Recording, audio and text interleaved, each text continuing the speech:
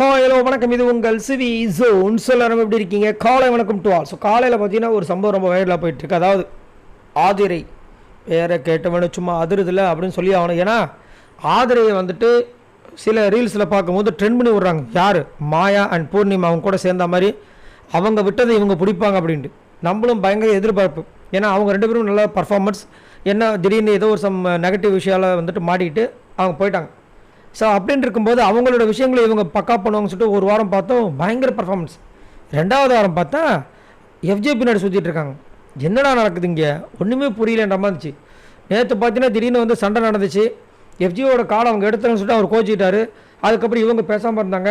அதுக்கப்புறம் நம்மளும் நினச்சோம், சரி அப்போ பழைய ஃபார்முக்கு திரும்பிட்டாங்க, இதுக்கப்புறம் அவங்களோட கேம்ஸ் செம்ம மாதம் இருக்கும் அப்படின்னு நினச்சா உடனே வந்தார். யார்? நம்பால் எஃப்ஜே வந்து ஒரு மருத்துவ முத்தத்தை கொடுத்துட்டு போயிட்டார். இதை வேறு பக்கத்தில் நின்று பார்க்குற யார் தெரியுமா? நம்ம வாட்ச்மேன்.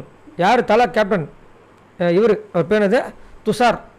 இவருக்கு தலைக்கு அந்த இது கொடுத்ததுக்கு பதில் இதை வாட்ச்மேன் போஸ்ட் கொடுத்துருக்கலாம். அந்த மாதிரி தான் உட்காந்து எல்லாத்தையும் பார்த்துன்னு இருக்கிறாப்புல. ஆப்போசிட்டில் அரோரா. இவங்க என்ன படமாக காமிச்சிட்டு இருக்காங்க. ரெண்டு பேரும் வந்து காப்பி குச்சிட்டே பார்க்குறாங்க. இதை வேறு போட்டு நேற்று ஃபுல்லாக வந்து என்னையும் வீடியோ போட சொல்லி, இதை நம்ம என்னத்தை வீடியோ போடுறது, சரி அதை எதுக்கு போட்டுக்கிட்டு பார்த்தா கொஞ்ச நேரத்தில் இன்னொரு நாடு நடக்குது. அங்கே பார்த்தீங்கன்னா அவங்க தனியாக உட்காந்துட்டு இருக்காங்க. நம்ம எஃப்ஜே அண்ட் அரோரா இவங்க ஏதோ ஒன்று சொல்லி புலம்புறாங்க. இவர் வந்துட்டு அப்படியே கண்ணத்தை பிடிச்சி கிள்றாப்புல. அதுக்கப்புறம் நெஞ்சில் சாய வைக்கிறாப்புல. என்னையா நடக்குது? பிக் பாஸ் கேமை விளையாட வந்தீங்களா? ஒன்றுமே புரிய மாட்டுது. இதை வேறு ரிவ்யூ கொடுத்து நம்ம என்னத்தை சொல்கிறது. ஆனால் எஃப்ஜே விட ஒரு சூப்பரான ஒரு கண்டஸ்டன்ட் கண்டிப்பாக ஆதரவை சொல்லி ஆகணும். அவ்வளோ தரமான ஒரு கண்டஸ்டன்ட், அவ்வளோ சூப்பராக பேசினாங்க.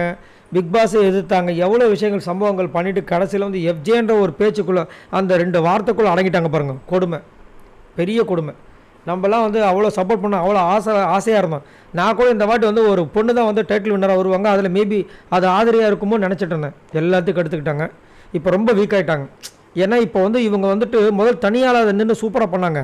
இப்போ எஃப்ஜே நம்பி தான் அவங்க பிக் பாஸ் பயணமே போயிட்டுருக்கு. அப்போ எப்படி அவங்களால வந்துட்டு மேலே வர முடியும்? ரொம்ப கஷ்டம். சரி, நீங்கள் உங்களோட கருத்தை சொல்லுங்கள்.